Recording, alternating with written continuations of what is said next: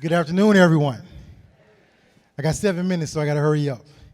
I want you to think about the worst student you've ever encountered in your life. Get them in your head. If you were to ask some of my teachers that, they probably would think about that, and they would think about me. My mother was 16 years old when she got pregnant with me. She called my dad on the phone, and she told my dad she was going to have a baby, and he hung up in her face. I didn't see him until I was like 12 years old. So that left me and my mom to fend for ourselves. My mom had my sister and my brother a couple years later. By the time my mom was 21 years old, she was 21 with 3 kids and a 7th grade education. Somewhere around my 3rd grade year, she started smoking crack cocaine. It began to affect me and bother me. I began acting out, getting in trouble. And then one day I got that letter sent home, and they told me my mom had to come back to the school because they were having a meeting. It was an IEP meeting. They was putting me in special ed. You know, it's ironic that we lose a lot of kids in 3rd grade. It's ironic that's when they start failing. That's when we start testing them, and that's when a lot of them get placed in special ed. In the 3rd grade, I don't have on the newest clothes. I ain't got the Jordans. I don't have the cleanest outfit. I don't make the best grades. All I have is my reputation. And when you put me in special ed, you snatch that from me. And so now I'm in special ed. I'm acting out because all my friends know I'm in a different class, and they making fun of me, so I end up failing in 3rd grade. Then I failed the 5th grade. Now I'm 2 grades behind. The school system starts saying, well, we can't fail Craig again because it's pointless. The boy already 2 grades behind. What's the point in holding him back again? So they kind of just start social promoting me. And I got all the way to the 10th grade. I was 17 years old in the 10th grade, reading on a 5th grade level. And it got to be a bit much, so much to the point that I dropped out. I remember it was March 1997. I got in my car and I walked off and I called my mama. I said, Mama, I ain't never going back to that stupid school in my life. And the only thing she told me was, if you stay in my house, you're getting a job. Couple months later, I was in the car with my brother who was in the gang.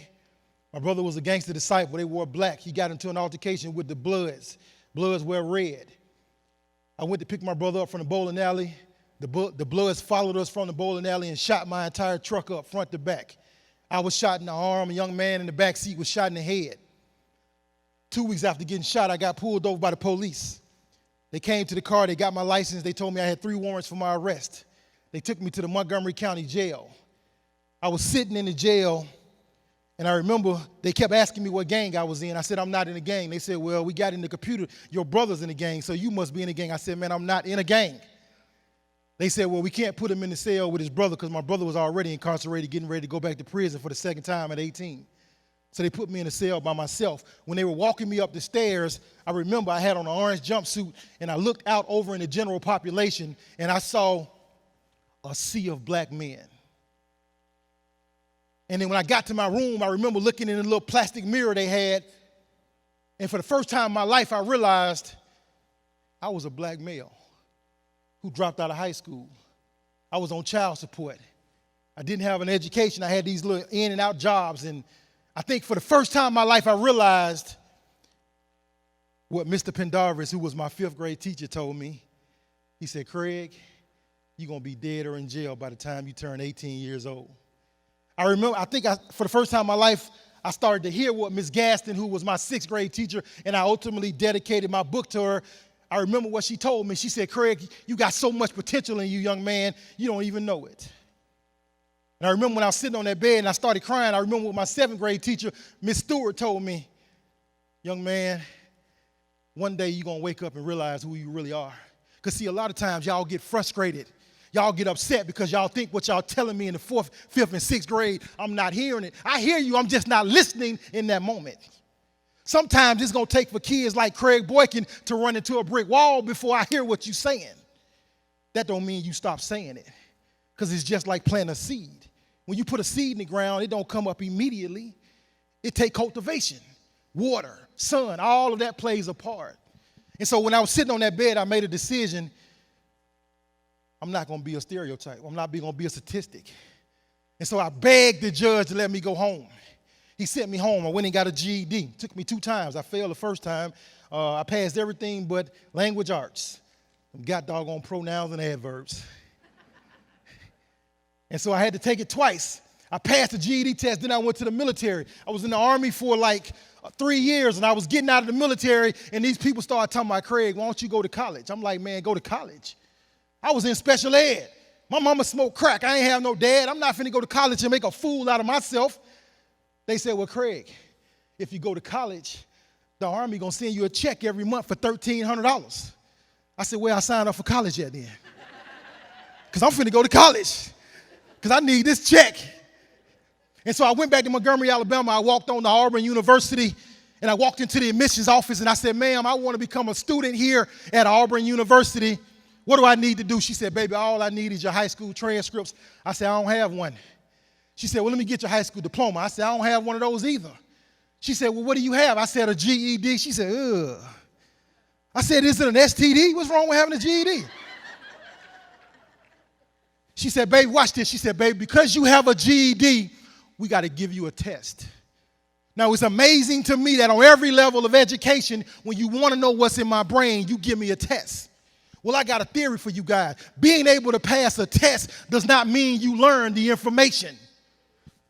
College students make it an art form to wait till the week before a final exam. They cram all this information in their brain. They take the final, they pass it, then they do a brain dump. And if you ask them 2 weeks after the class over what that class was about, they have no idea. So maybe being able to pass a test is more about your memory than it is actually about learning the information. And it's been proven that kids who grow up in trauma, the part of the brain that controls the memory shrinks. I ended up graduating undergrad in 3 years with a bachelor's degree, went back to school, got 2 master's degrees, and currently I'm finishing up my Ph.D. See, they clapping took up 10 of my seconds. Like, what am I supposed to do? My time is up. Y'all stop clapping, I can finish my story. Yes, sir. Well, long story short, I ended up writing 5 books, and I've been a professional consultant for like 5 years now. And so I had you think about your worst student you've ever encountered. So imagine that student comes back to you 20 years later and say, Ms. Johnson, this is what you did wrong. This is what you could have did different. So don't stop doing what you do. But remember this one thing. Jesus Christ was the best motivational speaker to ever walk planet Earth. As great as Jesus was, he couldn't save every kid. He couldn't save every human being. So don't go back to your school thinking you're going to save every kid. Now, that don't let you off the hook. Your job as an educator is to give me your best, even if I refuse it. Questions? I'm not going to go over my time. Anybody got any questions? I'm going to follow directions today. Because I don't want to stop, but I got to. Any questions? Are you walking fast? Yes, ma'am.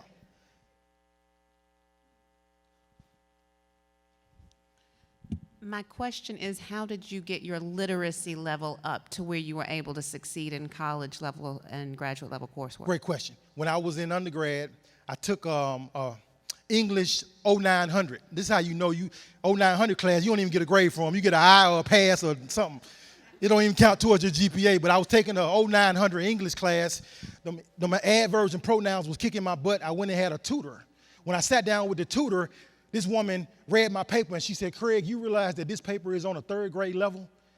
And she said, what are you trying to do here? I said, I'm trying to graduate, be the first person in my family. This woman had to teach me when to use TOOTOO. I'm 23 years old, 6'3", a freshman at Auburn University, and she teaching me stuff that you teach 3rd and 4th graders.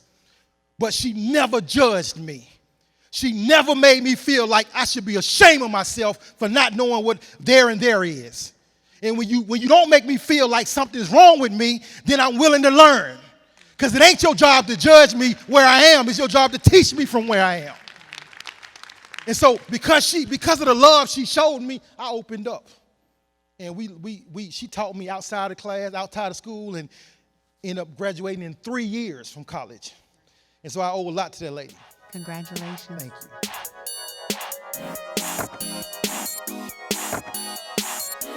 Thank you.